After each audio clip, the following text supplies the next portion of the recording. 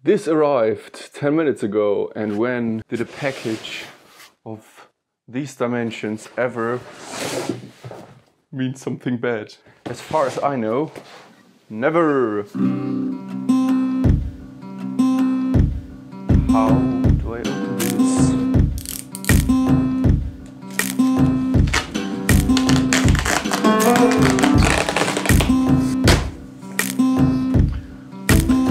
Number one. Number two.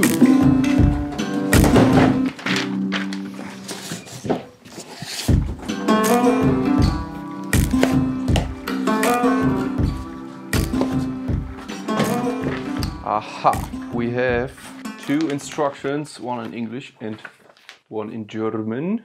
And then we have three more packages.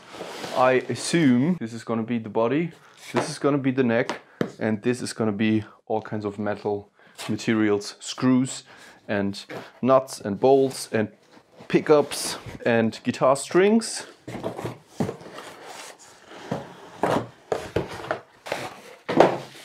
This is a guitar neck.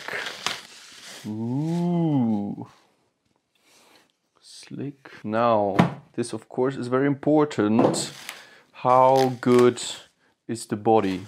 If the body and the neck don't fit together properly, it's gonna be a bunch of work. If they do fit together, it's a little bit dusty, interesting. If they do fit together well, there won't be a lot of work, and I can put a lot of time into making it custom, making it really nice. I didn't say yet what I actually want to do with this stuff. As you might have figured by now, I want to build a guitar. This is a guitar kit. My girlfriend's birthday is in about 1 month, so I have plenty of time because I want to give all this to her as a gift. She used to have this exact style of electric guitar, and sadly she doesn't have this guitar anymore, so I want to build her a new one. And I want to build it in the same style and personalize it to her desires, what she likes in color and design. So I figured this kind of customizable guitar kit is a good way to start. This is the Pickguard / hole cover. You have all these CNC'd holes. You can cover those with this guard that also has the pickup inside of it. And then the other holes in the back will be covered with the volume and tone potentiometers. Guitar strings. The bridge, the bridge covers the other holes. There's one more pickup in there, and you will cover the holes like this. It's basically like getting a guitar that's just been disassembled and you're gonna put it back together. It's not that you actually have to make any of the guitar parts. For anyone who has took their guitar apart to fix something or repaint them or whatever, and put them back together, this is basically just half of that work. It's just putting it back together. I actually like the color kind of. I thought maybe a lighter color. A little used look. This is what I'm going for. I hope you have fun watching. I hope you learned something about guitars as well, and maybe you want to try out putting one together yourself as well. So I start by dusting it off. As I said, it was a little dusty, but then I also cleaned it very thoroughly afterwards.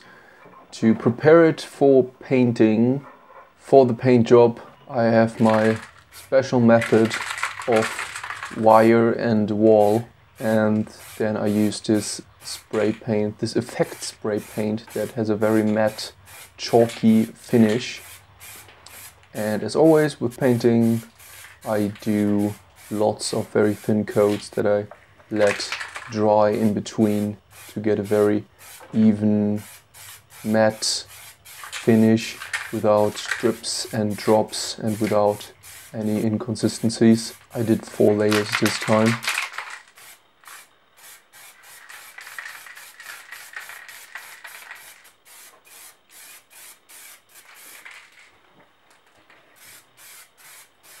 And then I got out the sandpaper because, as I said, I want to get some kind of used look. So I go around the edges and I thought, where would you use a guitar, like with your hands and knees and arm? Like, where would you scrape off most paint over years or decades? And then I went there with the sandpaper and took off big chunks of paint and then a bit more tiny streaks next to it and just pretty random. But yeah, you don't want to do too little because then it just looks kind of shabby, and if you do too much it looks a little hardcore, I think. So just a bit of pretty used look, and then afterwards I hit it with clear coat because I now have this exposed wood and I still want it to be protected. So I do this matte finish clear coating and then it's all safe to use.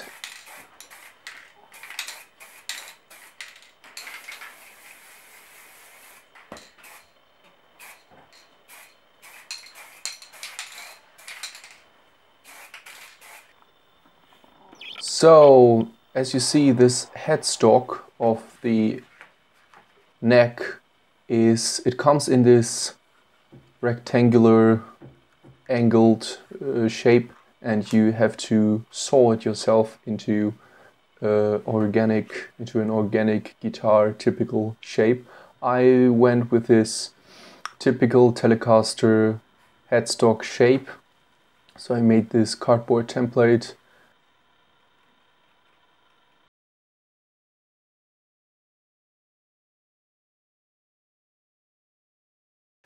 And I traced it on both sides so that I have a guide for making a straight 90-degree angled cut through the wood, so it doesn't have a weird angle and is bigger kind of the surface on one side than on the other. And then I use this thin wood saw to cut it out. Maybe you could do it with other electric saws. I'm pretty sure you could, but I don't have any saw that's really well suited for this job, so I did it by hand. Then I started with a rougher, low grain sanding paper, followed by a high grain sandpaper to make it really nice and smooth. And I was actually kind of surprised how well these just two types of sandpaper worked and how smooth they made the wood. There are the tuners. I don't know which kind of material they are, chromed stainless steel or something. But they look nice. They are all screwed in individually. I know there are different systems for tuners, but they are all individual tuners that get one screw each and then a washer and a nut from the other side to tighten them really tightly onto the headstock.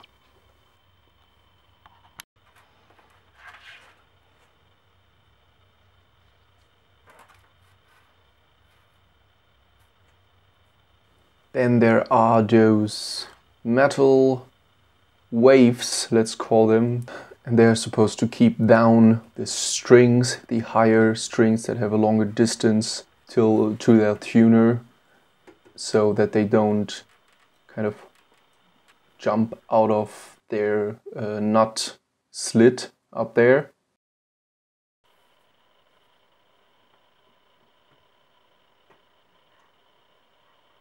Then let's screw in the neck. You have this rubber plate and then a metal plate and then 4 long screws. I always do this method of screwing each screw a little bit after another and not going all the way in with one screw and then all the way with the next. I feel like this does give a kind of more even tightening so the neck doesn't go into its place kind of angled and weird.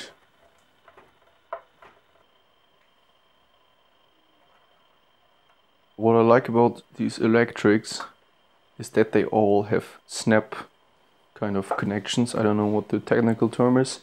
You know, you just pop these connectors into each other and you don't have to solder, you don't have to know about electrics, about positive and negative sides, about resistors. You just have to plug stuff in like they tell you in the manual, and you can't do anything wrong.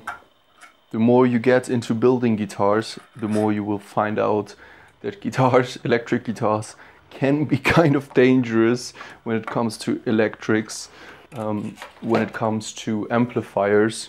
There definitely have been people who died because of old amplifiers or guitars that weren't grounded or amplifiers that weren't grounded. You absolutely want to be safe and you want to know what you're doing when you're building guitars.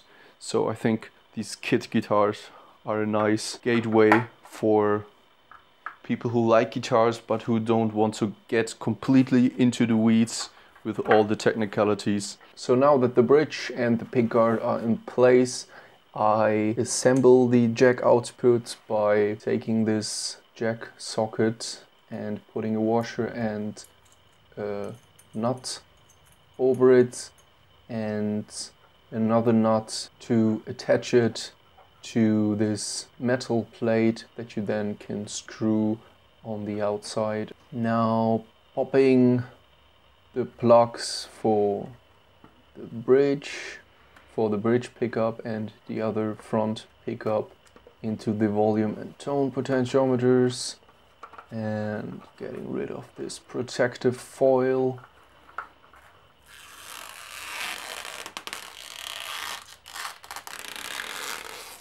And then we're almost done. There are these knobs for the strap.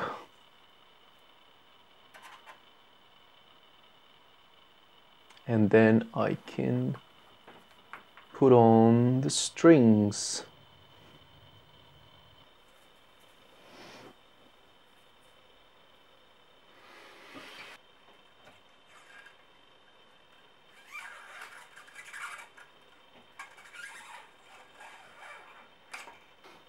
Oh yeah, there I put in the nut, which proved to be kind of a problem later.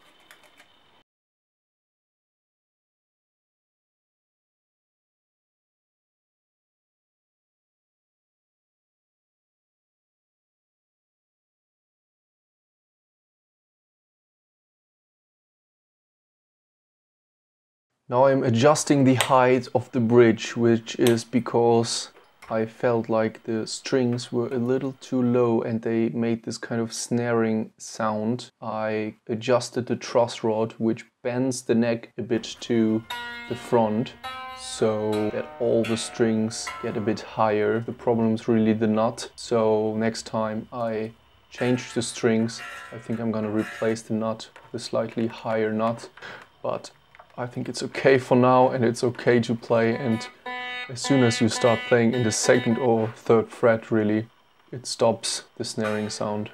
And then I did a little test session.